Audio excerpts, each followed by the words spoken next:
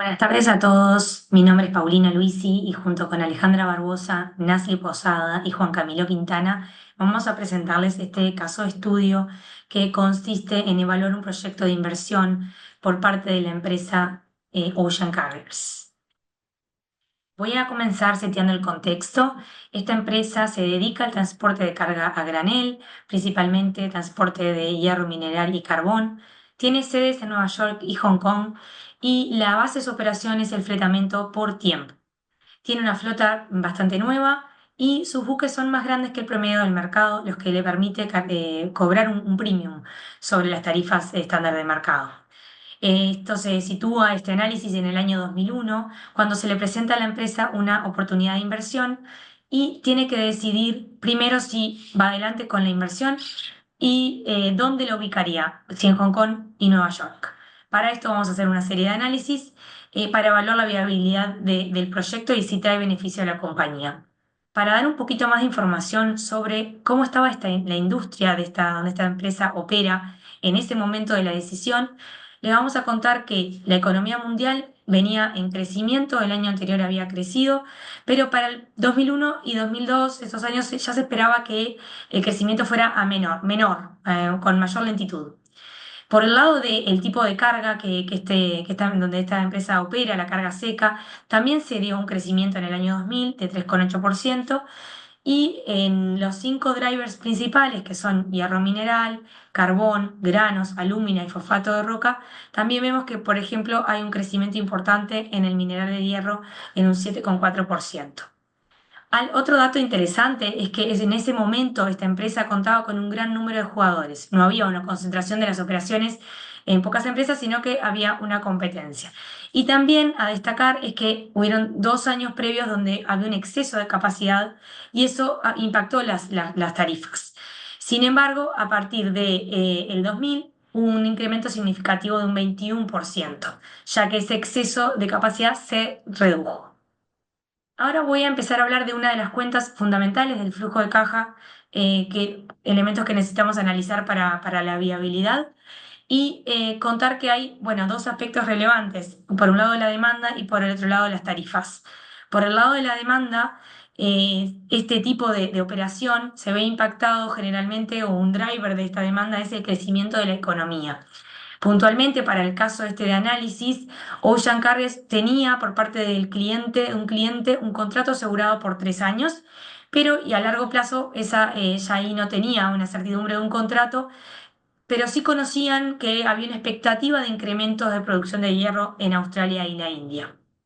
Por el lado de las tarifas, en general, las tarifas en este tipo de negocio se ve determinado por el modelo de negocio en sí, si es spot charter o time charter, y luego por la relación de oferta-demanda. Cuando la oferta es mayor a la demanda, las tarifas se espera que bajen. Cuando la demanda es mayor a la oferta, las tarifas se espera que suben.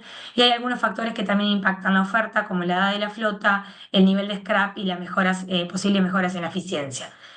Para ver la evaluación que hace Ocean Carrier de las tarifas y la proyección que hacen para este proyecto, notamos que hay distintos elementos fundamentales que se toman en cuenta.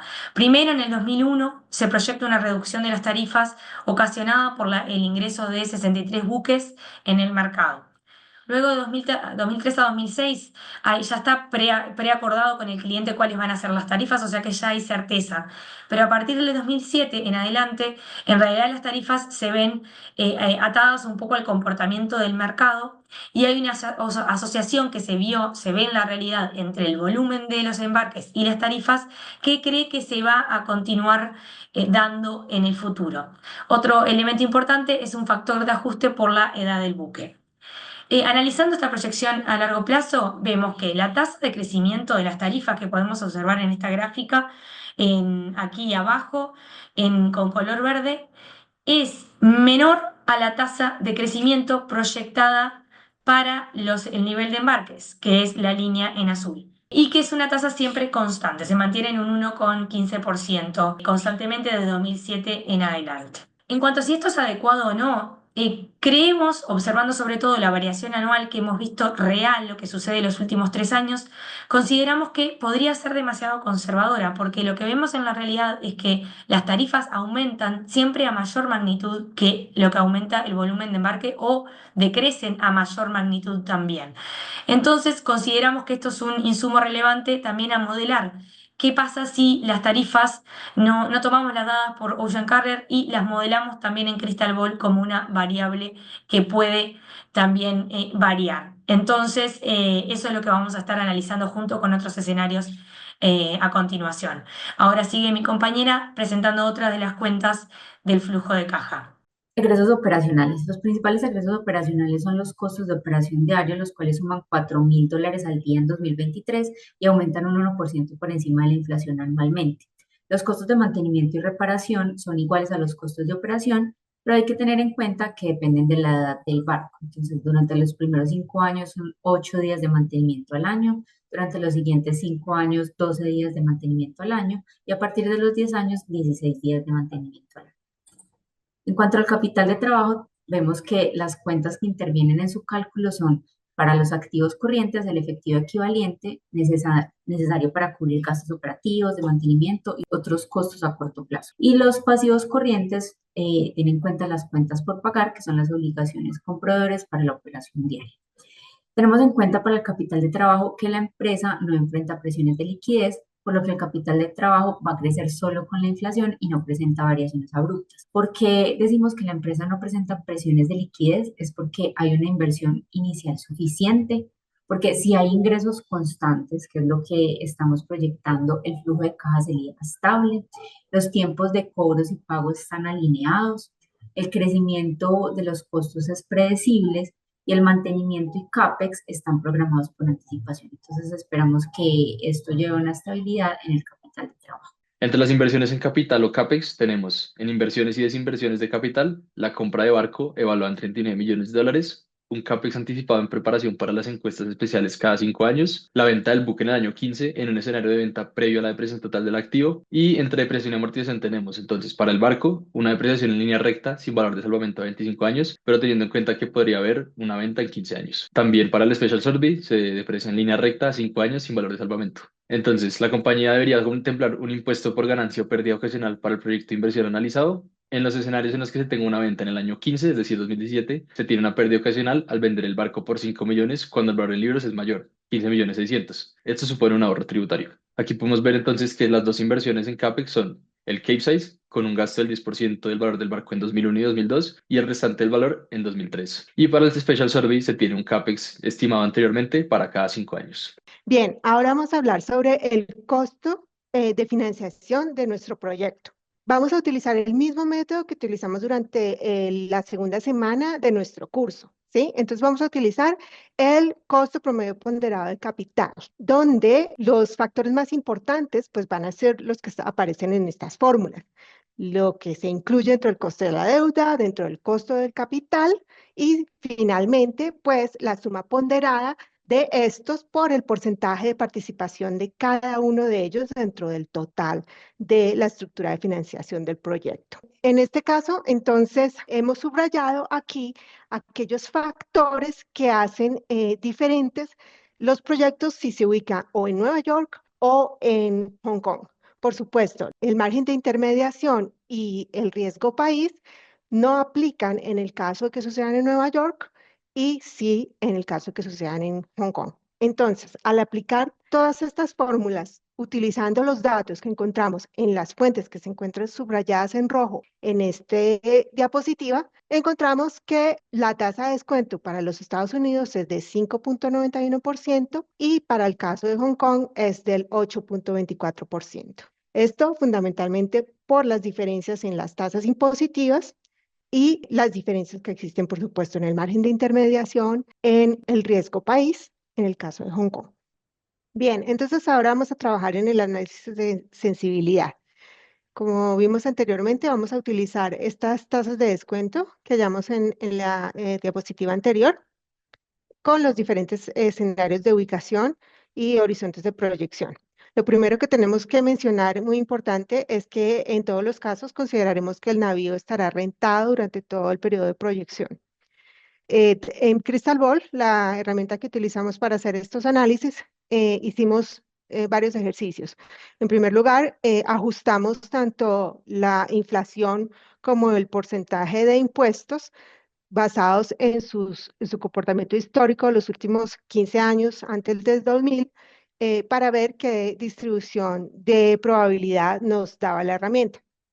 Y con esta información hicimos algunos escenarios. En primer lugar, con las tarifas que nos daba el caso, y también hicimos un ejercicio haciendo un incremento del porcentaje en el que aumentaban las tarifas año a año, puesto que, como lo mencionó Paulina al comienzo de esta presentación, creímos que se podía hacer un poco más agresivo y quisimos ver cómo se comportaba y qué resultados obteníamos si seríamos un poquito más agresivos en la propuesta del incremento de estas tarifas. Entonces, aquí observamos los diferentes parámetros que utilizamos.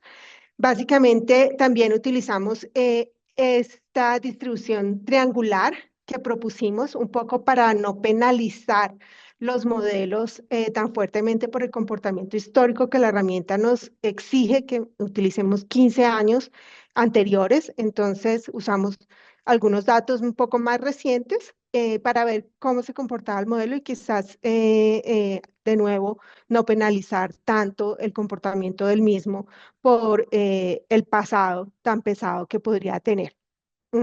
Especialmente en el caso de Hong Kong, donde últimamente la inflación específicamente estaba muy cercana a cero y casi que negativa, ¿no?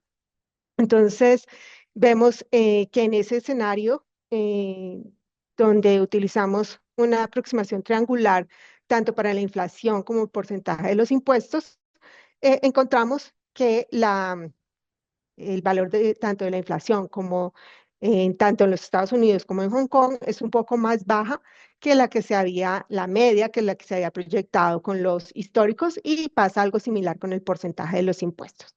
Entonces ahora vamos a ver un poco cómo son los resultados que obtenemos en cuanto a las sensibilidades.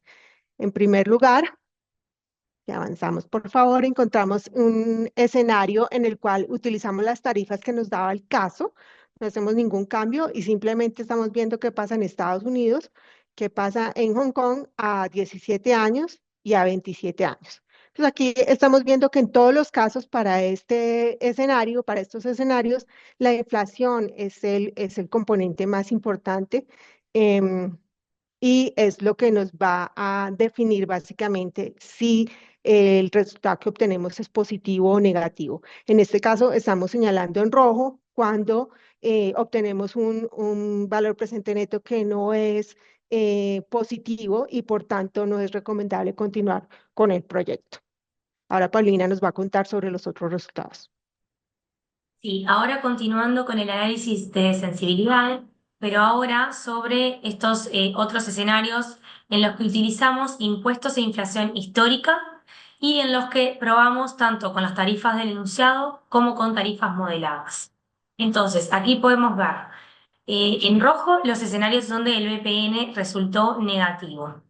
Tenemos, por un lado, en el caso del análisis a 17 años, vemos que es negativo tanto en Estados Unidos como en Hong Kong, cuando las tarifas que utilizamos son las del enunciado, pero ahí viendo en el análisis de sensibilidad, notamos que para Estados Unidos los valores, las variables de impacto son un mix entre el porcentaje de impuestos y entre la inflación. Sin embargo, para Hong Kong la variable más importante es la inflación. Luego también yendo a el escenario de 27 años, con las tarifas del enunciado que nos dan, en ambos casos nos da también negativo el BPN.